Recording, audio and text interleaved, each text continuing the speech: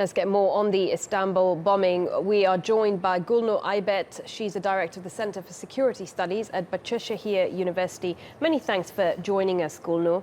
Now, it does seem like the Istanbul attack and the Mardin attack are both likely to be by the PKK terrorist group.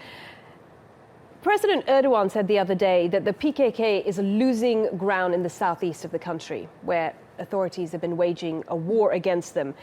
And the reason for them losing ground, they're therefore lashing out with big attacks in the cities. Do you agree with that assessment?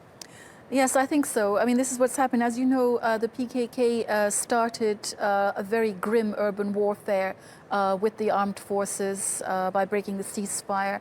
And this urban warfare setting in several cities in the southeast has been going over 2.5 months now. But recently, the last two cities have been cleared, and those are Nusaybin and Shirnak. Have actually the army have regained control there.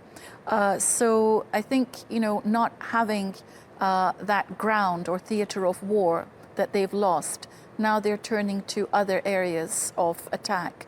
And also, the PKK used to, before they started this urban warfare campaign, they used to do hit-and-run operations from the mountains and largely engage the armed forces in the rural countryside. This time they had a different plan in the past 3 months that they've been, well, actually since June, when they broke the ceasefire. What they've been doing is preparing the cities for urban warfare by digging the trenches and creating a theater of war, and at the same time preventing the armed forces from reaching the cities by putting roadside bombs in the roads that actually reach the cities. So it was very carefully planned, very professionally done, but it didn't work. So, and of course, the urgency that the PKK had with laying this plan was to somehow use the golden opportunity, as they saw it, of the war in Syria and the PYD gaining ground there. But now that hasn't worked. They're turning to other areas, and I think this is a sign of that. Yeah. You say the urban warfare is not working. There have been 4 attacks in Istanbul this year already, 2 others in Ankara. Do security in Turkey have a handle on this situation?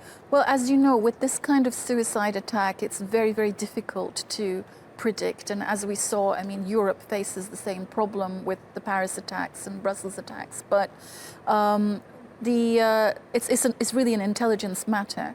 And of course, there are these cells, and most of them are sleeping, and they are under surveillance and watched. And we don't get to hear in the news about the number of would-be suicide attacks that were prevented by the security forces and the intelligence agency.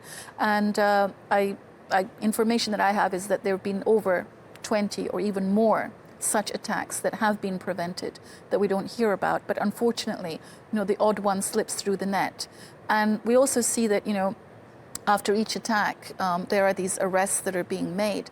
And that's precisely because these cells are being watched. I have to stop you there. You say the odd one slips the net. I mean, yes, we do see attacks elsewhere in Europe and so on, but so many attacks in the space of such a short time?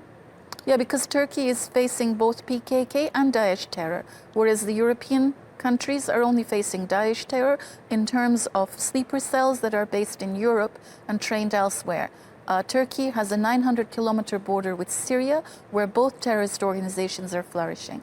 And Turkey is involved in the coalition against Daesh, but also fighting its own war with the PKK. So you would expect that they would have more attacks on their soil. Okay, many thanks for your time. Gulnur Aybet there from Bahcesehir University.